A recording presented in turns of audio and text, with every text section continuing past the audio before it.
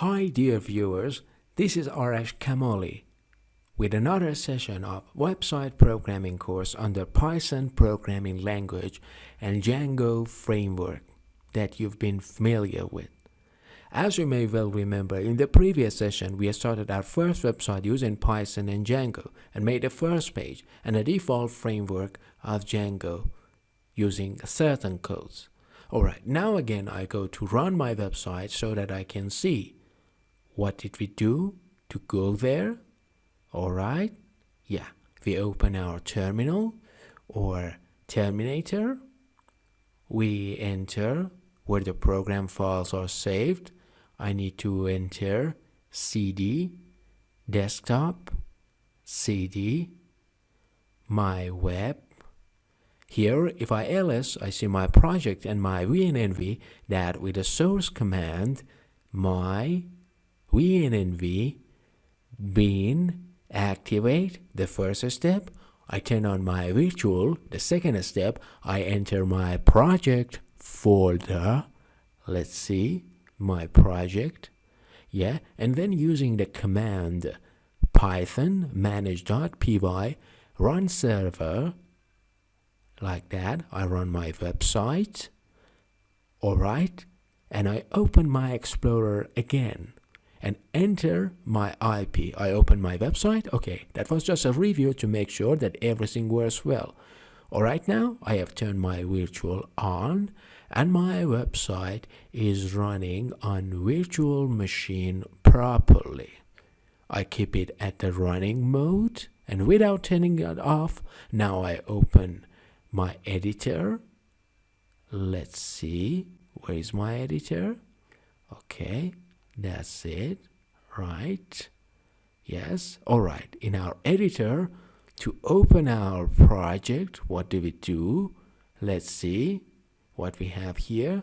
We just need to go to open folder, and in open folder go to the addresses where we have made a file. I made it in home, desktop, my web, and my project. Right there, I open my project, hitting the OK button and open it like that. This is my project manage.py SQLite3, which is our database, and my programs folder is my project. Of course, you already know that. All right, this folder, this is my project folder. There are some essential files inside that we need to know about them, and we are going to work with them later on one by one. Okay, this is the start page. I hit it. This is the start of VS Code. You can close it. You're not going to need it right now. All right. There are files that are the sub branches of my website. They are on the setting.py, which is very important. One of them is urls.py and the other ones are, you see here. All right, I explained these three files and later on we are going to work with them during the course.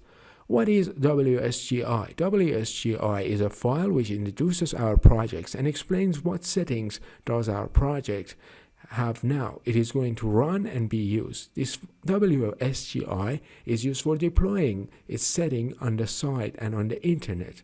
On the host, it is going to be really useful, and we need to introduce this file to the host as a prelude to our website so that we can run our website.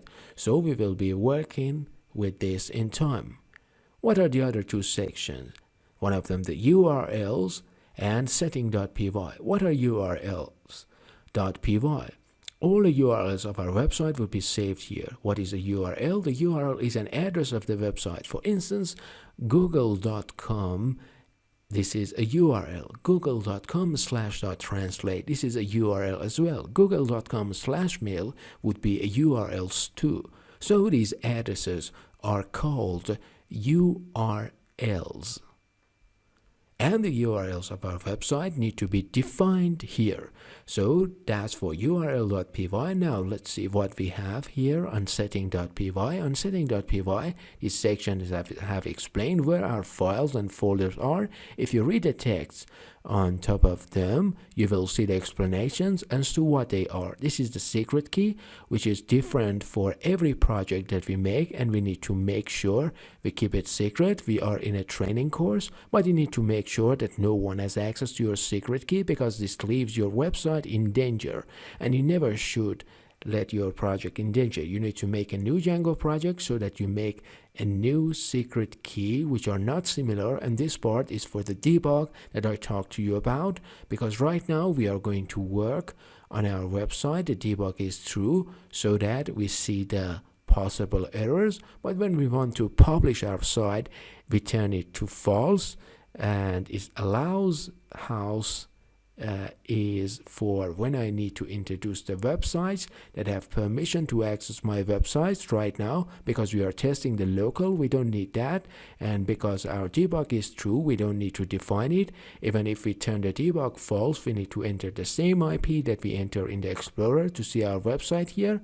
For instance, if I want to open my site with the name google.com, I need to write google.com here so that Django knows for which domain it is going to connect to our project. Install app section is for the apps that we need to install. We need to add the names here.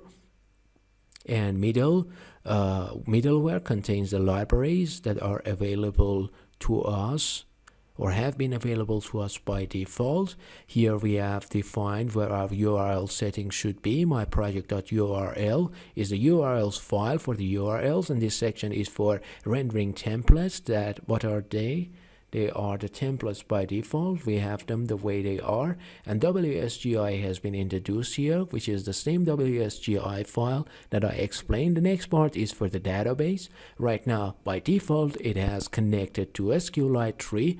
After changing our database, it is going to get changed to base dir or other databases. This part needs to change our connection to the database. It needs to change. This part is for authenticating the user's passwords. There are a series of packages, libraries, and files, of course.